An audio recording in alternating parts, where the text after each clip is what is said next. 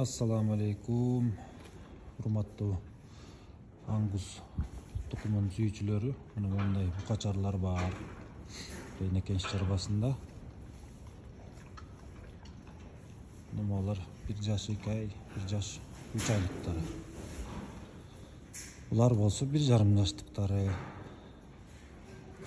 Биз айтып аткан мына жаңы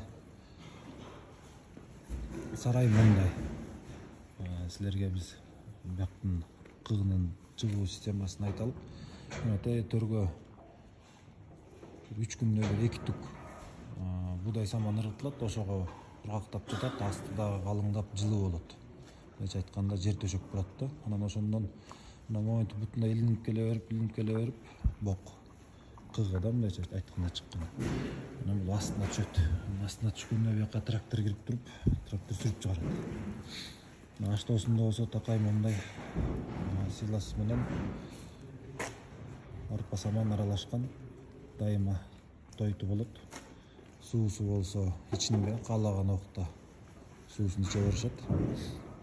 Булар болсо ошо 1 жаш 5 ай, 1 жаш 8 айлык унажындар, букадан чыккан, күзгө тууй тургандар мына бооз уже булар. Ушундай сарайда азыр аңгустар багылып атат, Кудай буйрса. Сапатын оңдойм дегендерге, Кыргызстанда ушундай малдар келип турса, малдын сапатын оңдойм дегендер алып оңдосо болот. Ана бүгүнкү күндө өзүбүздө ородо ар кандай чарба мал болуп, жакшы киреше тармактары жакшы болбой. Мисалы үчүн буларды могул эт багытында малды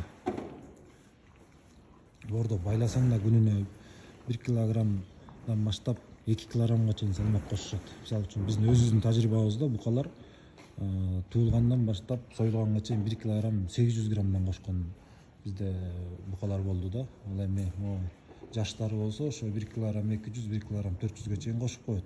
Боордо атканда жемдеп, жана мондай такай чөйрө тойту болсо.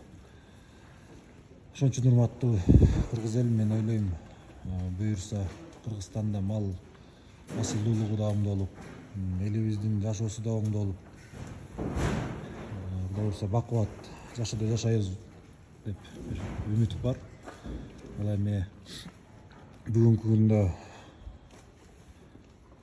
көп асыл тукум чарбалар жакшы бир иш алып барсак, ушундай асыл тукум малларды өндүрүп, өстүрүп, чет элден болобу, же кайдан болбосун ушу Кыргызстаныбызга ушундай мал сал келип турса, тукумдуу малдар, анан өнүгөт да.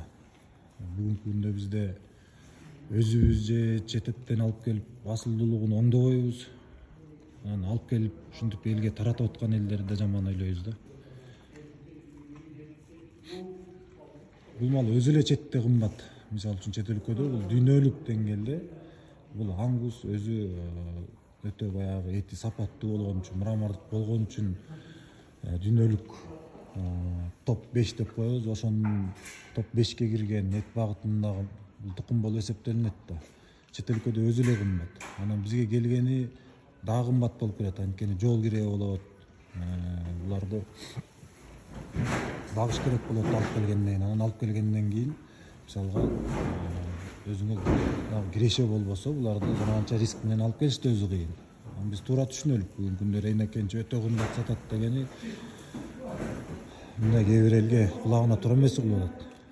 Азыр мисалы үчүн момундай эле өзү момундай эле кунажындарың, ушул тукумдагыларың эле, мисалга эт багытындагыларың эле өзү бир 100 000 сом береги туруп атат.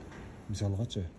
Анан эми бул асыл тукум болгондон кийин элдерге жакшы сапаттуу мал тартуулайлы деген ниетте келип атат да буларчы. Анан жакшы ниет менен бир жакшы комментарийлерди жазып, ушу Кыргызстаныбызга салым салалы деген ниет менен жазса жакшы болот эле. Анан бүгүнкү күндө Кыргызстанда көрө албастыктар өтө көп. Мисалы үчүн сөздөр айтылып кетип атат, сын пикирлер айтылып атат. Анан эми адамды каралап койсо бат эле экен да. Көрүп эле атпайлыкпы? Өзүбүз үйдөгү оокатыбызды тыңгылыктуу кылсак, үйдөгү малыбызды жакшылап багып, асылдуулугун оңдойлу деген ниетте мисалы үчүн ушундай малларды кошолук.